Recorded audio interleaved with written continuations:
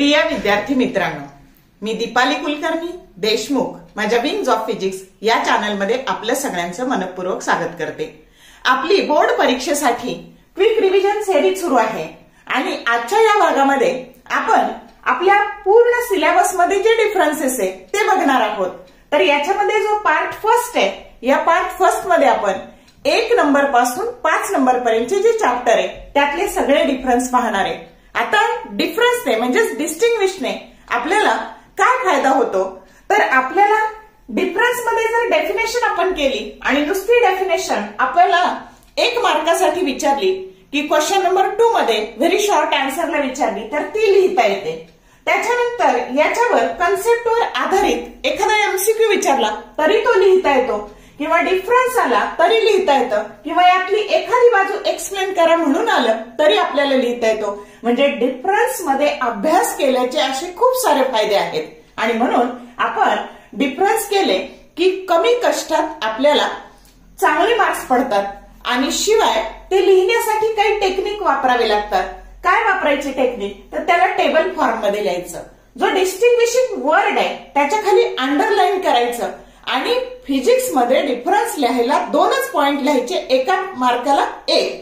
आणि बायो आणि केमिस्ट्री मध्ये जर डिफरन्स आले तर 2 मार्कासाठी 4 पॉइंट लिहायचे, तिथे अर्ध्या मार्काला 1 पॉइंट असतो आणि फिजिक्स मध्ये एका मार्काला 1 पॉइंट असतो। हे लक्षात ठेवायचं। आणि मी बघा तुमच्या पुस्तकात खूप सारे डिफरन्सेस दिलेले आहेत, तर मी इथं फक्त 3 किंवा 4च सांगणार आहे जे तुम्हाला लक्षात ठेवायला सोपे, लिखाणाला सोपे असे आहेत ते। आणि म्हणून अभ्यासाला बसण्यापूर्वी किंवा हा भाग पाहताना एक वही पेन घेऊन बसा, म्हणजे हे सगळे शॉर्ट मध्ये कसे लक्षात ठेवायचे आणि परीक्षेला जाईपर्यंत हेच पॉइंट लक्षात ठेवा। आणि यातूनही तुम्हाला सिलेक्शनला व्हावे, मी जरी 3 आणि 4 दिले तरी तुम्ही त्यातले जे तुम्हाला 2 आवडतील तेच करा आणि कमी वेळात चांगला अभ्यास करून ह्या आजच्या भागाचा म्हणजे सगळ्या डिफरन्सेसचे जे 2-3 भाग होतील त्याचा व्यवस्थित उपयोग करून घ्या। ओके, तर वेळ न घालवता सुरू करूयात। आपला चॅप्टर पहिला आहे रोटेशनल डायनॅमिक्स आणि त्यातला पहिला फरक आपण बघतो आहोत, distinguish between uniform circular motion and non uniform circular motion. मग आता बघा, जर तुम्हाला अगदी सोप्या पद्धतीने लक्षात ठेवायचं झालं तर हा बॉब आहे आणि याला मी जेव्हा असं फिरवणार आहे बाळांनो, तर ही झाली हॉरिझॉन्टल सर्क्युलर मोशन, म्हणजे कोनिकल पेंड्युलमची जी मोशन असते ही झाली हॉरिझॉन्टल सर्क्युलर मोशन आणि ही युनिफॉर्म सर्क्युलर मोशन आहे। आणि हा बॉब जेव्हा मी असा फिरवणार आहे तर ही आहे व्हर्टिकल सर्क्युलर मोशन आणि व्हर्टिकल सर्क्युलर मोशन ही नॉन युनिफॉर्म सर्क्युलर मोशन आहे। आलं लक्षात? कसं लक्षात ठेवायचं, तर हॉरिझॉन्टल सर्क्युलर मोशन ही युनिफॉर्म सर्क्युलर मोशन आहे आणि व्हर्टिकल सर्क्युलर मोशन ही नॉन युनिफॉर्म सर्क्युलर मोशन आहे, हे आधी लक्षात ठेवायचं। मग आता बघूयात काय काय आहे ते। तर याची डेफिनेशन आहे ना बाळांनो, तर ही जुलै 2019 ला आणि मार्च 2020 ला विचारलेली आहे। मग आता बघा काय करायचं, तर असं ज्या वेळेस तुम्ही ह्या वर्तुळाच्या परिघावर सर्कम्फरन्सवर, म्हणजे थोड्या वेळ आपण हे असं करू, तर ज्या वेळेस तुमचा पार्टिकल असा फिरणार आहे कोणत्याही सेन्सने, क्लॉकवाईज किंवा अँटी क्लॉकवाईज सेन्सने जेव्हा फिरणार आहे, तर हा फिरताना त्याचा दोन्ही स्पीड व्ही म्हणजे लिनियर स्पीड आणि ओमेगा म्हणजे अँग्युलर स्पीड हे दोन्ही जेव्हा कॉन्स्टंट राहणार आहे तेव्हा त्याला म्हणायचं uniform circular motion.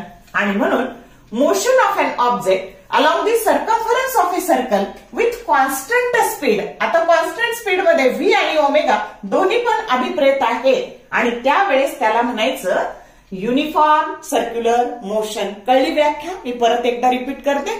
Motion of an object along the circumference of a circle with constant speed is called as a uniform circular motion। आणि इथे बघा, म्हणजे इथे कॉन्स्टंट शब्दाखाली, कॉन्स्टंट स्पीड शब्दाखाली अंडरलाईन करायचं या वर्ड मध्ये आणि इथे व्हेरिएबल स्पीड खाली अंडरलाईन करायचं। हे झाले डिस्टिंग्विशिंग वर्ड, समजलं? आता इथे बघा काय दिसतंय तुम्हाला, या व्हर्टिकल सर्क्युलर मोशन मध्ये लोएस्ट पोझिशनला स्पीड असतो √5 rg, मिडलला असतो की √3 rg आणि अप्पर मोस्ट पॉइंटला स्पीड असतो, लिनियर स्पीड असतो √rg। म्हणजे इथे व्ही हा तुमचा बदलतो, व्ही व्हेरिएबल, आणि आता तुमच्याकडे फॉर्म्युला असतो व्ही बरोबर आर ओमेगा. मग आर जरी कॉन्स्टंट असला तरी हा तुमचा हे बदलल्यामुळं हे ओमेगा सुद्धा काय होणार आहे, बदलणार आहे. आणि म्हणून तुमचा इथे स्पीड हा काय होतो तर तुमचा व्हेरिएबल स्पीड असतो आणि इथे स्पीड कॉन्स्टंट असतो. आणि म्हणून इथं सेम डेफिनेशन करायची. Motion of an object along the circumference of a circle with variable speed is called as non uniform circular motion. आता बघा, याला एक फेरा पूर्ण करायला प्रत्येक वेळी सारखाच वेळ लागतो आणि म्हणून periodic, it is a periodic motion. कारण का तर टी हा कॉन्स्टंट आहे आणि म्हणून uniform circular motion it is a periodic motion. म्हणजे ह्या हॉरिझॉन्टल सर्कल मध्ये एका ठिकाणाहून निघाला आणि परत त्या ठिकाणी जेव्हा तुमचा बॉब येणार आहे त्याला प्रत्येक वेळी सारखाच वेळ लागणार आहे. मग त्याने एक फेरा जर 2 सेकंदात पूर्ण केला तर दुसरा पण 2च सेकंदात, तिसरा पण 2च सेकंदात. आणि म्हणून पिरियडिक टाइम इज कॉन्स्टंट. म्हणजे थोडक्यात इथे स्पीड आणि पिरियडिक टाइम जी ज्याच्यात कॉन्स्टंट असतं ती मोशन युनिफॉर्म सर्क्युलर मोशन असते, असं लक्षात ठेवायचं. आणि इथे तुमचं व्ही बदलतं, त्याच्यानंतर टी पण बदलतं आणि त्याला काय म्हणायचं, नॉन युनिफॉर्म सर्क्युलर मोशन. आणि म्हणून it is a periodic motion, it is not a periodic motion. म्हणजे periodic time is constant, periodic time is not constant. आणि तिसरा point, horizontal circular motion that is the best example of uniform circular motion and vertical circular motion that is the best example of non uniform circular motion. अशा पद्धतीने आपल्याला हा difference लिहिता येतो. समजला का? एकदम सोप्या पद्धतीने सांगितलेला आहे.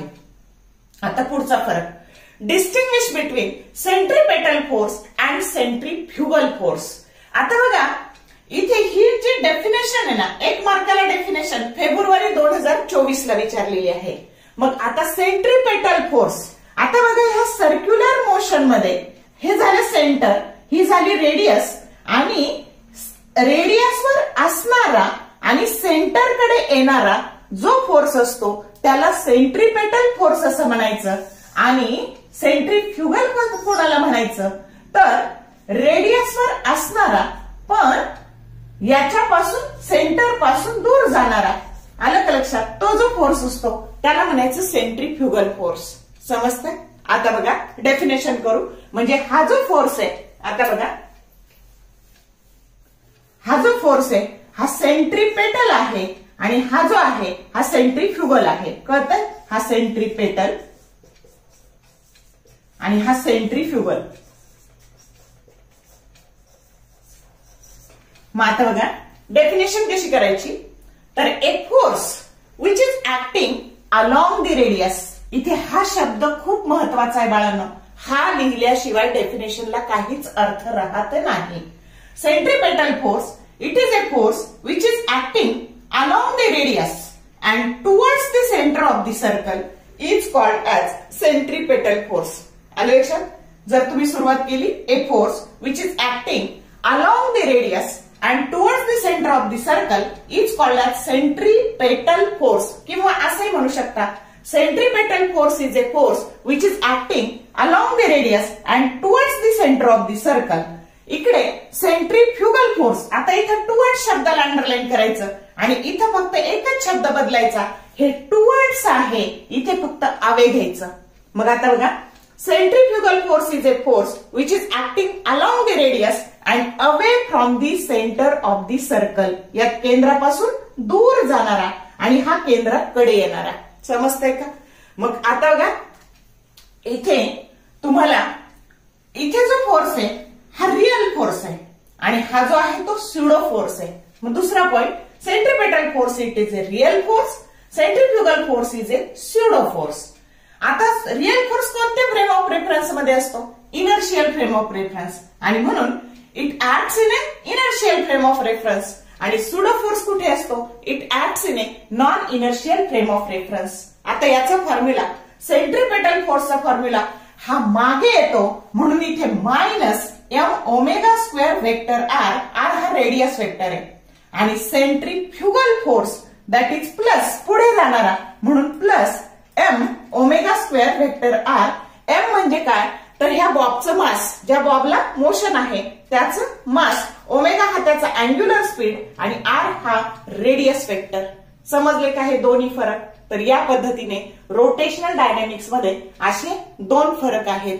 तर काळजीपूर्वक बघा. आणि इथे मी तुम्हाला ते दिलेले पण आहेत की तुम्हाला लिहून काढायला सोपे, आणि म्हणून शेजारी ते लिहून पण दिलेले आहेत. तर व्यवस्थित प्रिपेअर करा. आता सेकंड चॅप्टर जो आहे मेकॅनिकल प्रॉपर्टीज ऑफ फ्लुइड, त्याच्यामध्ये एकच डिफरन्स आहे. तो आहे बघा स्ट्रीमलाईन फ्लो, किंवा त्यालाच म्हणायचं लॅमिनार फ्लो आणि टर्ब्युलंट फ्लो. याच्यामधला डिफरन्स आता आपल्याला बघायचा आहे. आधी सोपं लक्षात ठेवायचं की लिमिटेड फ्लो जो आहे, तर म्हणजेच तुमची अशी नदी आहे आणि ती शांतपणे तिचं पाणी असं आहे, तर ते स्टेडी फ्लो ऑफ रिव्हर किंवा लिमिटेड फ्लो, हौदातलं पाणी, बादलीतलं पाणी, असा लिमिटेड फ्लो जरी तुम्ही घेतला स्थिर असा, तर तो स्ट्रीमलाईन फ्लो किंवा लॅमिनार फ्लो असतो. आणि पूर आलेली नदी किंवा तुमच्या नळात तुम्ही नळाचा कॉक सोडलाय आणि धोधं पाणी वाहतंय, तर तो असतो टर्ब्युलंट फ्लो. एकदा हे आपल्याला कळलं ना की मग आपल्याला डिफरन्स लिहिणं सोपं आहे. मग आता हा फ्लो कसा असतो? तर हा smooth flow, the smooth flow and the velocity is less than a certain critical velocity. म्हणजे या फ्लोची जी व्हेलॉसिटी आहे ही क्रिटिकल व्हेलॉसिटी पेक्षा छोटी असते, आणि त्या फ्लोला म्हणायचं स्ट्रीमलाईन किंवा लॅमिनार फ्लो. आणि हा जो आहे ना हा इररेग्युलर अँड अनस्टेडी फ्लो.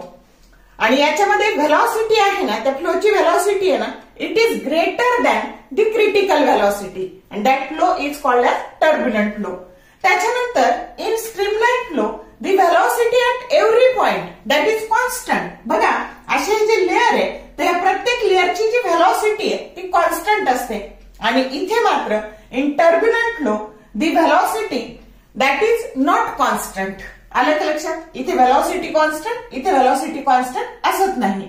त्याच्यानंतर इन स्ट्रीमलाइन्स, ह्या ज्या स्ट्रीमलाइन्स आहेत दे नेव्हर इंटरसेक्ट. ह्या अशा एकमेकीला पॅरलल असतात. त्या अशा बघा हे असं काढलंय त्याला क्रॉस लिहिलंय, म्हणजे ते नेव्हर इंटरसेक्ट, त्या कधीच एकमेकीत मिसळत नाही. तर त्या नेहमी कशा असतात? पॅरलल असतात. आणि इथे बघा in case of a turbulent flow at some point there is a rotational motion. आणि रोटेशनल मोशन असल्यामुळे पाण्यात अशा पूर आलेल्या पाण्यात असे भोरे पाहायला मिळतात.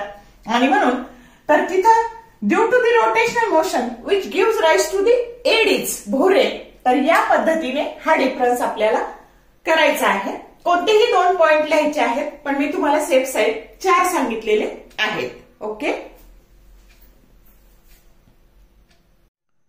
इथे तुमच्या पुस्तकात हा जो डिफरन्स आहे तो डिरेक्टली दिलेला आहे. आणि बघा याच्याहूनही तुम्हाला प्रिपेअर करता येतील तेच पॉइंट मी इथं एक्सप्लेन करून सांगितलेले आहेत. आता तिसरा चॅप्टर आहे बघा केटीजी अँड रेडिएशन. आणि त्याच्यामधला पहिला फरक आहे आयडियल गॅस आणि रिअल गॅस. आता हा सिक्वेन्स मध्ये आपला चौथा फरक आपण बघतो आहोत. मग आता ideal gas, ideal gas equation काय असतं? PV that is equal to NRT. आणि म्हणून असा गॅस की जो हे जे आयडियल गॅस इक्वेशन आहे तो सगळ्या प्रेशरला आणि सगळ्या टेम्परेचरला ओबे करतो. आणि म्हणून a ideal gas obeys the ideal gas equation PV that is equal to nRT at all pressure and at all temperature. समजलं? आणि रिअल गॅस हा हे आयडियल गॅस इक्वेशन सगळ्या प्रेशरला आणि सगळ्या टेम्परेचरला ओबे करत नाही. आणि म्हणून इथं ओबे आणि इथं डू नॉट ओबे. मग हा कधी ओबे करतो? तर याच्यावर सीईटीला एमसीक्यू आलेला आहे, रेग्युलरला पण येऊ शकतो की रिअल गॅस हे आयडियल गॅस इक्वेशन कधी ओबे करतो? तर तो एक शब्द लक्षात ठेवायचा, LPHT म्हणायचं दोनदा तीनदा. काय? LPHT, low pressure and high temperature. means a gas which do not obey the ideal gas equation PV that is equal to nRT at all pressure and at all temperature but only at low pressure and high temperature. आता बघा ह्या ideal गॅसचे जे molecules आहेत ना त्यांचं मास हे negligible मास असतं. आणि म्हणून mass of ideal gas is the molecules of ideal gas having negligible mass आणि इकडं the molecules of real gas having finite mass. मग आता मास नाही म्हणून फोर्स ऑफ अट्रॅक्शन नाही आणि म्हणून नो फोर्स ऑफ अट्रॅक्शन. आता इथं फायनाईट मास आहे म्हणून इथे फोर्स ऑफ अट्रॅक्शन आहे, त्या मॉलिक्युल्स मध्ये फोर्स ऑफ अट्रॅक्शन आहे. आणि दे कोलाइड इलास्टिकली. मग आता इलास्टिक कोलिजन म्हणजे काय, तर कायनेटिक एनर्जी आणि लिनियर मोमेंटम दोन्ही पण कॉन्झर्व्ड होतं.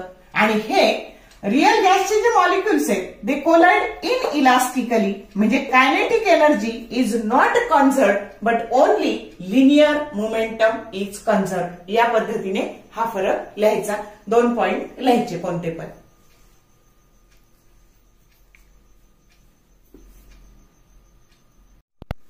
हा आयडियल गॅस आणि रिअल गॅसचा फरक आपल्याला या पद्धतीने लिहिता येईल.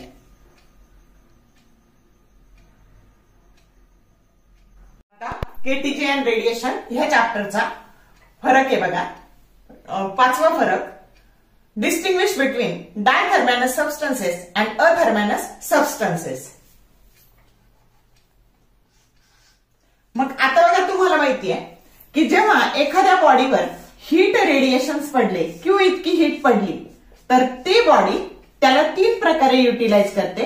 Part of heat absorb by that body, part of heat reflect by that body and part of heat transmitted by that body. मग आता शॉर्टकट कसा लक्षात ठेवायचा, dia means S, S QT आणि अ मीन्स नो क्यूटी. म्हणजे काय, तर असे सबस्टन्स की जे हीट रेडिएशन्स ट्रान्समिट करतात किंवा पास करतात आणि त्यांना म्हणायचं diathermanous substances. A substances through which heat radiations can pass they are called as diathermanous substances. आणि दुसरे हे पास करत नाहीत, हे स्वतःच हीट ऍब्सॉर्ब करतात आणि म्हणून हे काही ट्रान्समिट करत नाहीत किंवा पास करत नाहीत, त्यांना म्हणायचं athermanous substances. The substances through which heat radiations that do not pass or do not transmit, काही म्हणू शकता तुम्ही, do not transmit, they are called as the athermanous substances. मग आता बघा TR that is not equal to 0, म्हणजे हे pass होत आहे, हे 0 नाहीये, पास होतं. आणि म्हणून तुम्हाला माहितीये रिलेशन, तिन्ही कोएफिशियंट मधलं relation A plus R plus TR that is equal to 1. कुणासाठी, डायथर्मॅनस सबस्टन्सेससाठी. आणि इथे TR बरोबर 0 आणि म्हणून इक्वेशन काय तयार झालं, ए प्लस आर. ए म्हणजे coefficient of absorption, coefficient of reflection, या दोन्हीचीच मिळून बेरीज 1 होणार आहे कारण TR बरोबर 0 आहे. आणि इथं मात्र coefficient of absorption, coefficient of reflection आणि कोएफिशियंट ऑफ ट्रान्समिशन या तिन्हींची मिळून बेरीज 1 होणार आहे. आता याचे एक्झाम्पल्स बघा. जिथे जिथे एक्झाम्पल्स असतील ते सगळे लक्षात ठेवा असं मी तुम्हाला सांगितलंय. का, तर तुम्हाला क्वेश्चन असा येऊ शकतो एखादा एमसीक्यू की dash dash is a diathermanous substance, म्हणून तुम्हाला सगळे एक्झाम्पल्स माहित असणं आवश्यक आहे. किंवा dash dash is a athermanous substances. आणि म्हणून मग काय काय बघा, टप्प्याने लक्षात ठेवायचे. ग्लास, क्वार्ट्ज, सोडियम क्लोराईड, 3 टप्पे करायचे. काय काय, ग्लास, क्वार्ट्ज, सोडियम क्लोराईड. त्यानंतर हायड्रोजन ऑक्सिजन ड्रायर, काय हायड्रोजन ऑक्सिजन ड्रायर, एवढे सगळे डायथर्मॅनस सबस्टन्स आहे. इकडे वॉटरवूड, आयर्न कॉपर आणि मॉइस्ट एअर आणि बेन्झीन. समजलं, हे सगळे कसे आहेत, अथर्मॅनस सबस्टन्सेस आहेत. आता इथे बघा आपल्याला हा फरक या पद्धतीने लिहिता येतो. तर तुम्ही हा लिहून काढू शकता. कुठलेही 2 पॉइंटच तुम्हाला लिहायचे आहेत. ओके, आपण 4था चॅप्टर आहे ना थर्मोडायनामिक्स, त्याच्यामधले फरक पाहणार आहोत. आता हा जो फरक आहे तर कदाचित तुम्हाला ह्या 2 इथला विचारतील, ह्या 2 इथला विचारतील किंवा ह्या 2 इथला विचारतील. असा कशाही मधला किंवा 1 मार्काला तुम्हाला क्वेश्चन नंबर 2 मध्ये हे एक्सप्लेन करायला 1 मार्काला प्रश्न विचारला जाऊ शकतो. मग काय बघा, तर distinguish between open system, close system and isolated system. मग आता फिगर आपल्याशी बोलत असतात आणि म्हणून आपण इथे बघा, इथे काय दिसतंय, तर ही सिस्टीम आहे आणि सराउंडिंग आहे, बाहेरचं जे सराउंडिंग आहे. तर हीट आणि मॅटर दोन्हीही ती सिस्टीम काय करते, एक्सचेंज करते सराउंडिंगशी. आणि म्हणून आता बघा, a system in which heat म्हणजेच काय, energy and matter that can exchange with the surrounding or environment and that system is called as open system. आता क्लोज सिस्टीम मध्ये काय दिसतंय तुम्हाला, तर आता इथं फक्त हीट एक्सचेंज होती, मॅटर होतं का, नाही. मग आता बघा, a system which can exchange only heat म्हणजेच energy but not a matter with the surrounding or environment, that is called as close system. आणि इथे बघा काहीच एक्सचेंज होत नाही, ना हीट ना मॅटर, आणि अशा सिस्टीमला म्हणायचं आयसोलेटेड सिस्टीम. आणि म्हणून a system which do not exchange heat or matter with the surrounding, that system is called as isolated system. आता बघा सोपं एक्झाम्पल लक्षात ठेवा. आता आपल्याकडे असा कपात चहा आहे आणि आता कपात चहा असेल तर त्याची हीट बाहेरून धरलं तर आपल्याला हीट लागणार आहे आणि त्याची वाफ पण बाहेर जाते. आता वाफ म्हणजे मॅटर. मग आता हीट आणि मॅटर हे दोन्ही सराउंडिंगशी, आता कपातला चहा म्हणजे सिस्टीम आणि त्याची वाफ पण बाहेर जाते आणि हीट उष्णता पण बाहेर जाते. बाहेरून आपण त्याला पकडलं तर आपल्याला हीट लागणार आहे आणि म्हणून हीट आणि वाफ, मॅटर म्हणजे वाफ, हे दोन्ही एक्सचेंज होतं जर तो ओपन असेल तर. आता मी त्या कपावर जर बशी ठेवली तर फक्त हीट एक्सचेंज होणार आहे, वाफ बाहेर जाणार आहे का, नाही जाणार. म्हणजे कपातला ओपन जो चहा आहे तो आहे ओपन सिस्टीम. आता त्याच्यावर बशी ठेवली की ती झाली क्लोज सिस्टीम, म्हणजे फक्त हीट एक्सचेंज झाली, वाफ बाहेर गेली का, नाही. मॅटर एक्सचेंज झालं नाही. आणि तोच चहा मी आता थर्मासमध्ये ओतला, मग थर्मासमध्ये ओतल्यावर दोन्ही बाहेर जाणार नाही, हीट पण नाही मॅटर पण नाही, म्हणजे वाफ पण नाही. आणि म्हणून ती जी सिस्टीम आहे ती आयसोलेटेड सिस्टीम आहे. कळलं का मग तिन्ही पण. मग आता example, water boiling in a kettle. आता जी किटली असते त्याला एक असं ओपनिंग असतं बघा, तिथून वाफ बाहेर जाते आणि म्हणून water boiling in a kettle हे ओपन सिस्टीम आहे. त्याच्यानंतर water boiling in a boiler. Boiler मध्ये पाणी तापतं ना तर वाफ बाहेर जात नाही पण हीट मात्र बाहेर जाते आणि म्हणून water boiling in a boiler. आणि thermos flask, that is the best example of isolated system. आणि आता जर आपल्याला हा फरक लिहायचा तर या पद्धतीने आपल्याला लिहिता येतो.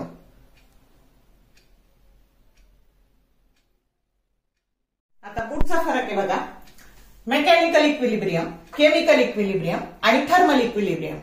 किंवा हाच प्रश्न तुम्हाला 3 मार्कासाठी विचारला जाऊ शकतो, what do you mean by thermodynamic equilibrium, किंवा एक्सप्लेन थर्मोडायनॅमिक इक्विलिब्रियम. किंवा यातलं कोणतं तरी एक तर फरक येईल, नाही तर कोणतं तरी एक इक्विलिब्रियम एका मार्कासाठी येईल. असा कशाही प्रकारे प्रश्न विचारला तर आपल्याला उत्तर लिहिता आलं पाहिजे. मग आता मेकॅनिकल इक्विलिब्रियम कशाला म्हणायचं, तर ही सिस्टीम आहे आणि हे सराउंडिंग किंवा एन्व्हायरमेंट आहे.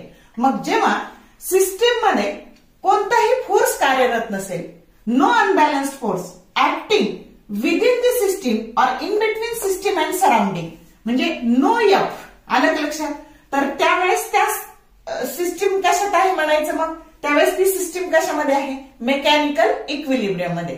मग बघा, when there is no unbalanced force acting in between system or in between system and surrounding or system and environment, at that time system is in mechanical equilibrium. आता तुम्हाला माहितीये pressure that is equal to F by A. मग area तर सिस्टीमचा constant आहे, मग force जर नाही तर प्रेशर कसं येणार आहे, same. Means pressure remains same through out the system. कळलं का याच्याहून कसा पॉइंट ओरिजिनेट होतो. आता पुढचं केमिकल इक्विलिब्रियम. मग आता परत ही सिस्टीम आणि एन्व्हायरमेंट किंवा सराउंडिंग. मग ज्या वेळेस when there is a no chemical reaction acting in between system, at that time the system is said to be in chemical equilibrium. Or there is no transfer of matter due to diffusion, म्हणजे मॅटरचं transfer इथं होत नाही. कशामुळे, डिफ्युजनमुळे. त्यावेळेस system कशामध्ये आहे म्हटलं जातं, केमिकल इक्विलिब्रियम मध्ये. किंवा केमिकल कंपोजिशन इज सेम. इथलं केमिकल कंपोजिशन सिस्टीमचं हे सेम राहतं, त्यावेळेस सिस्टीम कशामध्ये आहे, केमिकल इक्विलिब्रियम मध्ये आहे. आणि थर्मल इक्विलिब्रियम, मग आता सिस्टीम आणि सराउंडिंग किंवा एन्व्हायरमेंट. मग temperature of the system is uniform. या सिस्टीमचं टेम्परेचर सगळ्या ठिकाणी काय, युनिफॉर्म.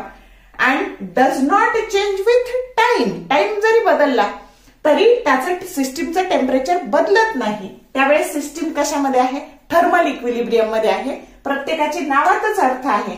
आणि ज्या वेळेस सिस्टीमला ऍट ए टाइम हे तिन्ही इक्विलिब्रियम असणार आहे तेव्हा सिस्टीम कशामध्ये असणार आहे, थर्मोडायनॅमिक इक्विलिब्रियम. बघा फरक लक्षात घ्या, थर्मल आहे. आणि तुम्हाला जर आलं एक्सप्लेन थर्मोडायनॅमिक इक्विलिब्रियम तर हे तिन्ही इक्विलिब्रियम लिहायचे आणि शेवटी एक वाक्य लिहायचं, when system simultaneously attain mechanical equilibrium, chemical equilibrium and thermal equilibrium at that time that is the system attains thermodynamic equilibrium. आता जर हे आपल्याला लिहायचं तर ह्या पद्धतीने आपल्याला लिहिता येईल.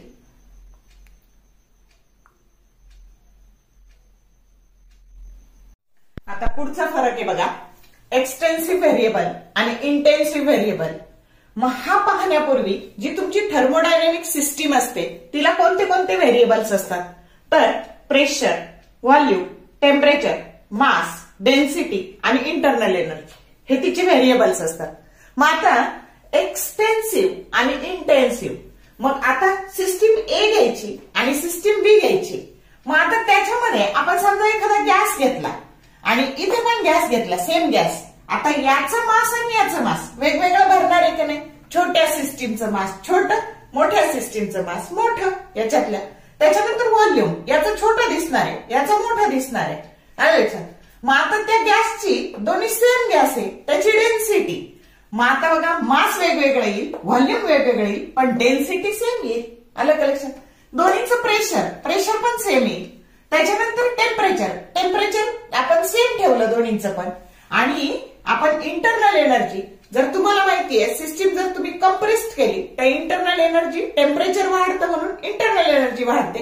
आणि जर सिस्टीम तुमची एक्सपांड झाली तर त्याचा मास वाढतो, व्हॉल्यूम वाढतो आणि इंटरनल एनर्जी सुद्धा काय होते, तर ती कमी होते. या पद्धतीने एक्सपांड झाल्यावर टेम्परेचर कमी होतं आणि इंटरनल एनर्जी पण कमी होते. आणि म्हणून मग एक्सटेन्सिव्ह व्हेरिएबल कशाला म्हणायचं, तर ह्या व्हेरिएबल पैकी जे व्हेरिएबल सिस्टीमच्या साईजवर डिपेंड करतात आणि त्याला काय म्हणायचं, एक्सटेन्सिव्ह व्हेरिएबल.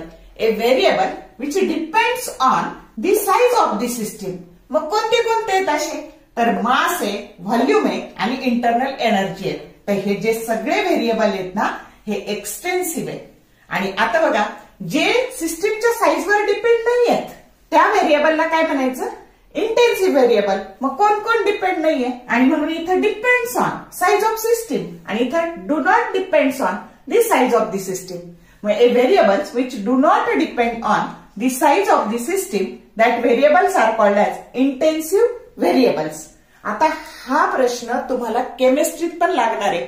तुम्हाला केमिस्ट्रीच्या थर्मोडायनॅमिक्स मध्ये किंवा फिजिक्स मध्ये पण असं येऊ शकतं की dash dash is a extensive variable और dash dash is a intensive variable. आणि म्हणून मग कोण कोण आहे, प्रेशर, टेम्परेचर आणि डेन्सिटी हे व्हेरिएबल कसे, इंटेन्सिव्ह. आणि इथे शॉर्टकट काय बघा, इथे एन आहे आणि एन म्हणजे नॉट डिपेंड. कळलं का, हा एन लक्षात घ्यायचा. आणि इंटेन्सिव्ह मध्ये एन आहे and not depend on the size of the system. आणि मग इकडे नॉट डिपेंड ऑन तर इकडे डिपेंड ऑन. समजलं का. अशा पद्धतीने कन्फ्युज न करता फरक लक्षात ठेवायचा. हा जर फरक आपल्याला लिहायचा तर या पद्धतीने लिहिता येईल आपल्याला.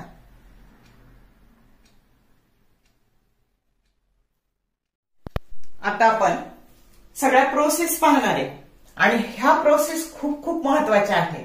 तर पहिले आपण पाहणार आहे रिव्हर्सिबल प्रोसेस आणि इरिव्हर्सिबल प्रोसेस याच्यामधला फरक. मग आता बघा इथं काय आहे, तर आपल्याकडे पाणी आहे. हे पाणी जर आपण फ्रीजरमध्ये ठेवलं तर त्याचा बर्फ होणार आहे. मग पाण्याचा बर्फ झाला. आता तो बर्फ आपण बाहेर काढला आणि तो जर आपण बाहेर ठेवला तर त्या बर्फाचं परत पाणी होणार आहे. म्हणजे इनिशियल स्टेट काय होती सिस्टीमची, वॉटर, आणि फायनल पण काय झाली, वॉटरच. म्हणजे पाण्याचं बर्फ झालं आणि त्या बर्फाचं परत पाणी झालं. म्हणजे ही जी इनिशियल स्टेट होती ना ती रिस्टोअर झाली. आणि म्हणून त्या प्रोसेसला काय म्हणायचं, रिव्हर्सिबल प्रोसेस. आणि म्हणून a process in which initial state of the system that can restore that process is called as reversible process. आता आपल्याकडे एक फुगा आहे बघा, त्याच्यामध्ये हवा भरलेली आहे आणि आपण बर्थडेला फुगा फोडतो. मग त्याला जर आपण उदबत्ती लावली आणि त्यातली हवा निघून गेली आणि तीच हवा परत भरता येईल का, नाही भरता येणार. आणि म्हणून इथे आपल्याला मग initial state that do not restore the process in which the initial state of the system that do not restore that process is called as irreversible process. किंवा आपलं जर टू व्हीलर आहे त्याचं चाक, फोर व्हीलर आहे त्याचं चाक puncture झालं तर परत तीच हवा भरता येईल का? नाही. इथं त्याच पाण्याचं बर्फ झालं आणि परत त्याच बर्फाचं परत पाणी झालं म्हणजे इनिशियल स्टेट काय झाली? रिस्टोअर झाली. हा शब्द खूप महत्वाचा आहे. इथे इनिशियल स्टेट रिस्टोअर झाली नाही. मग आता आपण जर असे दोन आपले तळवे घासले, रबिंग ऑफ अवर पाम, मग तीच हीट परत निर्माण करता येईल का? नाही करता येणार. आणि म्हणून ते झाले एक्झाम्पल्स. त्याच्यानंतर आता इथं पाथ हा सेम आहे. रिव्हर्सिबल प्रोसेस मध्ये पाथ हा सेम असतो. इथं पाथ इज नॉट सेम. आता ही झाली पीव्ही डायग्राम. बघा जाताना हा पाथ होता, येताना हा पाथ होता. इथे जाताना हा पाथ आहे, येताना हा पाथ आहे, म्हणजे पाथ इथे सेम नाही. त्याच्यानंतर ही स्लो प्रोसेस आहे. पाण्याचं बर्फ व्हायला वेळ लागणार आहे, बर्फाचं पाणी व्हायला वेळ लागणार आहे. पण टायर मध्ये खिळा घुसला की एका सेकंदात तुमची हवा जाते तिथली. म्हणजे ही कशी प्रोसेस आहे? फास्ट प्रोसेस आहे. त्याच्यानंतर याच्यामध्ये एनर्जीचा लॉस होत नाही, याच्यामध्ये एनर्जीचा लॉस होतो. इथं आपण म्हणू शकतो स्लो मध्ये no loss of energy, no loss of energy. आणि इकडे एनर्जीचा लॉस होतो, इथे लॉस ऑफ एनर्जी. फास्ट असल्यामुळे लॉस ऑफ एनर्जी. त्याच्यानंतर ही आयडियल प्रोसेस आहे, ही रिअल प्रोसेस आहे. आणि खाली उदाहरणं सांगितले. Melting of ice, freezing of water, boiling of water, condensation of steam. आणि इथं पंक्चरिंग ऑफ ए इन्फ्लॅटेड बलून और tyre, rubbing of our palm, burning of our candle, all these are the example of irreversible process. कोणतेही दोन लिहायचे. कळलं का? हा जर फरक आता आपल्याला जर लिहायचा झाला तर या पद्धतीने आपल्याला तो लिहिता येईल.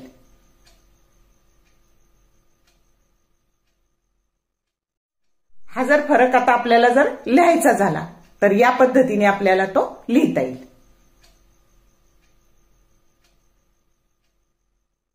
पुढचा डिफरन्स आहे बघा.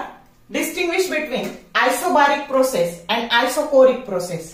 मग आता आयसो म्हणजे सेम आणि बार हे प्रेशरचं युनिट आहे. आपण मेकॅनिकल प्रॉपर्टीज ऑफ फ्लुइड मध्ये पाहिलं. मग अशी सिस्टीम की जिच्यामध्ये जे चेंजेस होतात ते कधी होतात तर कॉन्स्टंट प्रेशरला होतात. आणि म्हणून त्या प्रोसेसला म्हणायचं आयसोबारिक प्रोसेस. आणि म्हणून a process which occurs at constant pressure, that process is called as isobaric process. कसं लक्षात ठेवायचं कळलं का? बार हे प्रेशरचं युनिट आहे, आयसो म्हणजे सेम आणि प्रेशर सेम.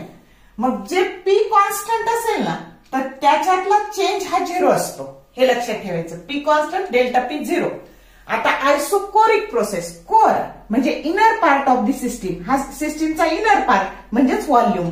मग आयसो म्हणजे सेम आणि व्हॉल्यूम सेम. आणि म्हणून मग आता इथं कसं लक्षात ठेवायचं?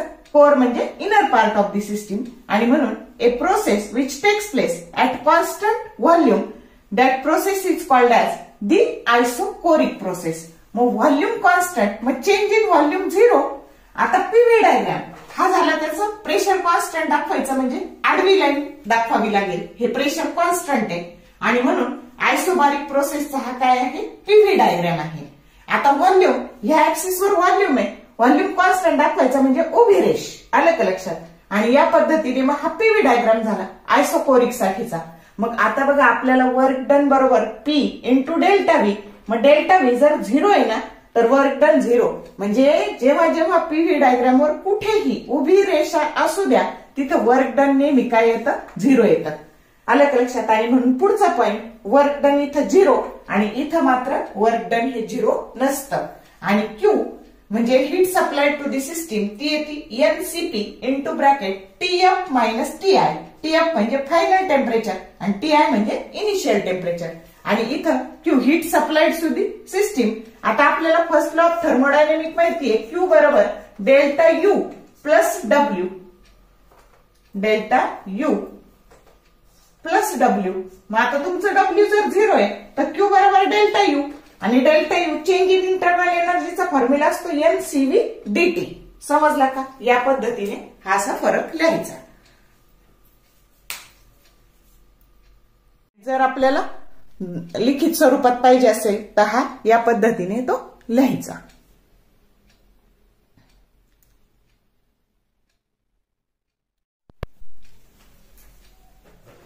पुढची प्रोसेस आहे आता बघा, आयसोथर्मल प्रोसेस आणि अडियाबॅटिक प्रोसेस याच्यामधला डिफरन्स. आता आयसो मीन्स सेम आणि थर्म मीन्स टेम्परेचर. मग टेम्परेचर जर कॉन्स्टंट असेल तर चेंज इन टेम्परेचर काय येतं, 0. म्हणून डेफिनेशन काय करायची, a process which takes place at constant temperature that process is called as a isothermal process. किंवा असे डेफिनेशन केली जाते, the changes in the system of variables that takes place at constant temperature then process is called as isothermal process. आता adiabatic, मग ह्या सिस्टीमच्या आतमध्ये पण हीट येत नाही किंवा सिस्टीमच्या बाहेर पण हीट जात नाही आणि म्हणून the process which in which the no heat enters or leaves through the system. या सिस्टीमच्या आतमध्ये क्यू ही येतही नाही आणि बाहेरही जात नाही. आलं लक्षात, त्या प्रोसेसला म्हणायचं अडियाबॅटिक प्रोसेस. मग आता इथे बघा, जर टेम्परेचर जर कॉन्स्टंट असेल तर चेंज इन टेम्परेचर 0 असतं आणि चेंज इन इंटरनल एनर्जीचा फॉर्म्युला असतो mcv dt. dt जर 0 तर इंटरनल एनर्जी 0. मग फर्स्ट लॉ ऑफ थर्मोडायनेमिक्स काय असतो, Q बरोबर डेल्टा U प्लस W. मग तुमचं जर डेल्टा U 0 झालं तर Q बरोबर W. आता तुम्हाला एक MCQ येऊ शकतो की Q बरोबर W कोणत्या कोणत्या दोन प्रोसेसमध्ये असतं, तर एक आयसोथर्मल आणि दुसरं सायक्लिक प्रोसेसमध्ये असतं. नीट लक्षात ठेवा. मग आता इथं बघा, Q बरोबर W, W चा फॉर्म्युला मी इथं मुद्दाम वर्क डनचे फॉर्म्युले दिले का, तर तुम्हाला असं डेरिव्हेशन येऊ शकतं, derive and expression for work done in isothermal process किंवा derive and expression for work done in adiabatic process. आणि म्हणून इथं Q बरोबर W आणि W चा फॉर्म्युला असतो nRT log to the base E VF divided by VI आणि हेच लिहिता येतं आपल्याला nRT log to the base E PI divided by PF. आलं लक्षात, हे झाले वर्क डनचे फॉर्म्युले. म्हणजे डेरिव्हेशन आलं काही नाही आलं तुम्हाला, तुम्ही फक्त वर्क डनचा फॉर्म्युला लिहिला तरी तुम्हाला 1 मार्क मिळून जाईल. आणि इथे मग आता बघा, Q बरोबर जर 0 असेल, मग हे Q जर 0 टाकलं तर डेल्टा U बरोबर मायनस W. हा प्रत्येक वर्षी सीईटीला अडियाबॅटिकचा MCQ आलेला आहे की डेल्टा U बरोबर मायनस W हे कोणत्या प्रोसेससाठी असतं, तर ते अडियाबॅटिक प्रोसेससाठी असतं. आणि वर्क डनचा फॉर्म्युला असतो nR TI मायनस TF आणि divided by 1 minus gamma. Gamma हा अडियाबॅटिक रेशो असतो म्हणजे CP बाय CV. आणि प्रेशर व्हॉल्यूमच्या बाबतीत लिहायचं झालं तर PF VF minus PI VI divided by 1 minus gamma. इथे पण derive and expression for work done by adiabatic process आलं, नुसता फॉर्म्युला लिहिला तरी तुम्हाला 1 मार्क पडेल. आता बघा, हा त्याचा PV डायग्राम आहे. ह्या नेचरला म्हणतात रेक्टँग्युलर हायपरबोला. काय म्हणायचं याला, रेक्टँग्युलर हायपरबोला. आणि याचा कारण P आणि V एकमेकाच्या इनव्हर्स प्रोपोर्शन मध्ये बदलतात, म्हणजे इथं बॉइल्स लॉ असतो. आणि हा ग्राफ असा स्टीपर काढायचा, म्हणजे जर तुम्हाला अशा 2 PV डायग्राम दिल्या ना, तर हा वरचा वाला नेहमी आयसोथर्मलचा असतो आणि खालचा वाला अडियाबॅटिकचा असतो की ज्याचा स्लोप हा जास्त असतो. आलं लक्षात दोन्ही डायग्राम मधला फरक. हा अडियाबॅटिकचा PV डायग्राम आहे आणि इथे V दाखवायचं, इथे असं आणि इकडे P दाखवायचं. आणि हा आयसोथर्मलचा आहे. त्याच्यानंतर example, melting of ice at constant pressure. इथे puncturing of a inflated balloon or tyre.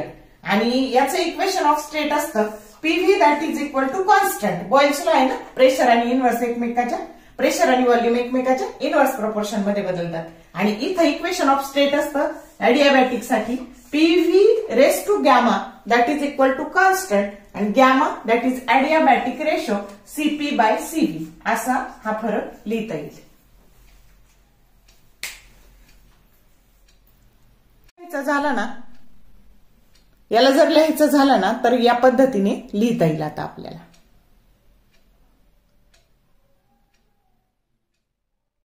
आता 5वा चॅप्टर आहे बघा, ऑसिलेशन.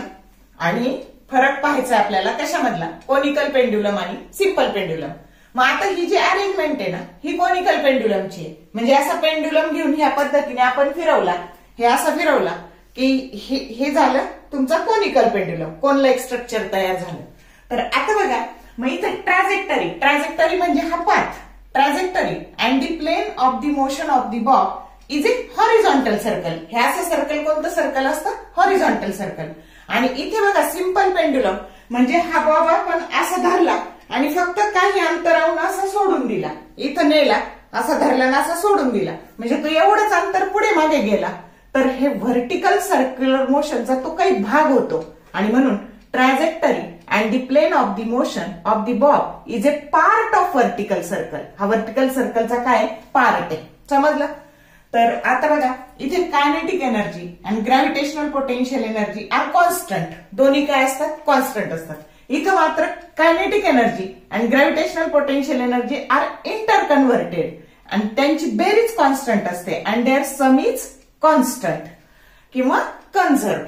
आता याचा पिरियड म्हणजे हा एक सर्कल पूर्ण करायला लागलेला वेळ टी बरोबर 2 pi under root of L cos theta by G. इथं थिटा दिसतोय ना म्हणून कॉस थिटा लावून टाकायचं आणि इथं थिटा नाही दिसत आहे म्हणून पिरियड बरोबर T that is equal to 2 pi L म्हणजे ही त्याची लेंथ. या पद्धतीने ही L under root of L by G हा पिरियडचा फॉर्म्युला. इथं फक्त कॉस थिटा लावून टाकायचं आणि ह्या पद्धतीने आपण 5 चॅप्टर मधले सगळे फरक पाहिलेले आहेत. बघा बरं सगळा जर वेळ तुम्ही केला तर अर्धा ते पाऊण तासात सगळे फरक झाले का नाही. आणि यात सगळ्यात महत्वाचे म्हणजे थर्मोडायनेमिक्स चॅप्टर तुमचा अर्धा जवळपास कव्हर झालेला आहे.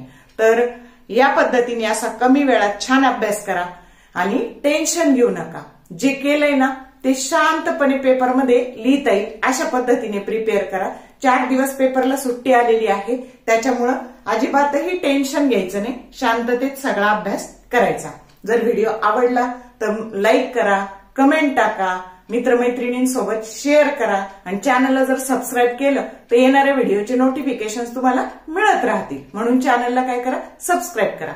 All the best for your study and thank you for watching this whole video.